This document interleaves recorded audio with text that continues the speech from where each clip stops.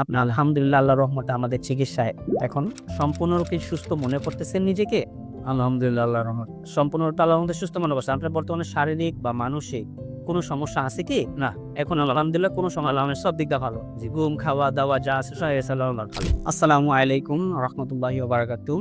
আমি doctor Mohammad Aslam, DHMH BHB Dhaka, BHMH on course Dhaka বিশ্ববিদ্যালয়। বর্তমানে বিশ্বনন্দিত ক্যান্সার চিকিৎসক অধ্যক্ষ ডক্টর এস.এন. সারোয়ার স্যারের চেম্বার গণস্বাস্থ্য হোমিওতে এজ এ ক্যান্সার চিকিৎসক হিসেবে নিয়োজিত আছি। আজকে আমরা আল্লাহর রহমতে চলে যাব সরাসরি একটা রোগীর কাছে, যে রোগীটা প্রোস্টেটিক ক্যান্সারে আক্রান্ত হয়ে চিকিৎসার জন্য আমাদের এখানে আসেন। আল্লাহর রহমতে আমাদের এখান থেকে চিকিৎসা নিয়েছেন, নিয়ে বর্তমানে রোগীটা সম্পূর্ণরূপে সুস্থ আছে। তারই হিস্টোরিটা, তারই গল্পটা আজকে আমরা শুনবো। চলুন চলে যাই আমরা সরাসরি রোগীর কাছে। আসসালামু আলাইকুম। আসসালামু আলাইকুম। বাজান কেমন আছেন আপনি? আলহামদুলিল্লাহ। বাজান আপনার নাম কি? আমার নাম মোহাম্মদ আলমগীর হোসেন। জি, আপনার বাবার নাম? মজিবুর হক। আপনার মায়ের নাম? ফাতেমা বেগম। আপনার বাসা কোথায় বাজান? আমাদের বাড়ি মাতোয়াল। মাতোয়ালে কি আপনারা স্থানীয়? না, স্থানীয় না, আমার বাইরে এখন বাড়ি গেছে আসা। মাতোয়ালে এসে বাড়ি করছেন? জি, মাতোয়াল কোন এলাকাতে বা কিভাবে আমরা আপনাকে চিনতে পারি? মাতোয়াল দক্ষিণ পাড়া মুসলিমনগর। ওইখানে গিয়ে কি বললে আপনাকে চেনা যাবে? আপনার আমার নাম বললেই হবে যে আলমগীর সাহেব বাসা কোথায়? আলমগীর সাহেবের বাসা কোথায়? ধরাবাড়ি। আচ্ছা বাজান আপনার বর্তমান বয়স কত চলতেছে? কত 70? 70 চলতেছে। উনি কি হয় আপনার? আমার ছেলে। আপনার ছেলে। ভাইজান আপনার নাম? আমার নাম মোহাম্মদ নাজমুল হাসান উজ্জ্বল। কোথায় জবে আছেন? আমি একটা ব্যাংকে কর্মরত আছি আরকি। ব্যাংকে কর্মরত আছেন। আচ্ছা।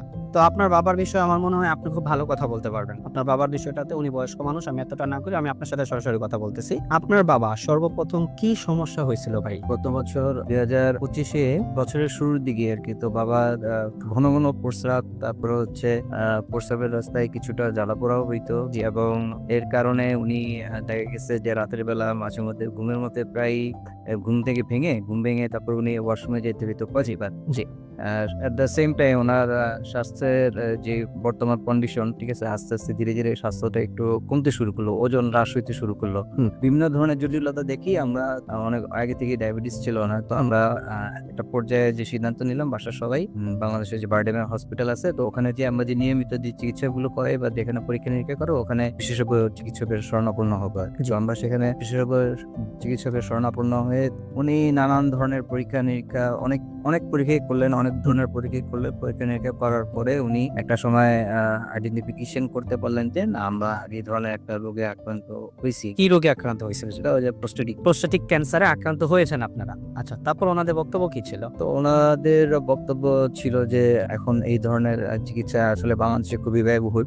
কিছুটা কয়েকটা ইনজেকশন নিতে হবে, আর হচ্ছে গিয়ে যে আরেকটা সার্জারি করতে হবে। যদি সার্জারি করে ফেলি তাহলে সার্জারি করে ফেলার পরে হয়তো ইনজেকশনটা আর নিতে হবে না, মাসে মাসে একটা ওষুধ খেতে হবে। তো অনেক ব্যয়বহুল। তো আমরা সিদ্ধান্ত নিলাম যে আমরা সার্জারি করে ফেলবো।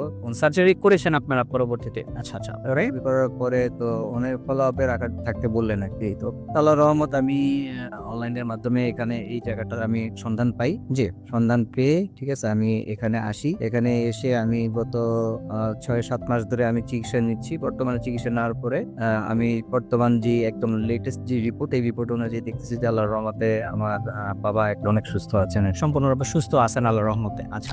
তো ৬ মাসের মাথায় ওনারা যে রিপোর্টগুলা করছে, আমি সেই রিপোর্টগুলো আমি আপনাদেরকে একটু বলি। রিপোর্টগুলাতে আলহামদুলিল্লাহ আল্লাহর রহমতে উনি বর্তমানে সম্পূর্ণরূপে ওনার যে ক্যান্সারিয়াস প্রবলেমটা ছিল সেই প্রবলেমটা এখন বর্তমানে নাই। উনি মানসিকভাবে এবং শারীরিকভাবে সম্পূর্ণরূপে আলহামদুলিল্লাহ আল্লাহর রহমতে ভালো আছেন। চলুন রোগীর মুখ থেকে একটু শুনে আছি উনি মানসিকভাবে এবং শারীরিকভাবে বর্তমানে কি অবস্থা আছেন। বাজান আমি আপনার কাছে আবার একটু আসলাম।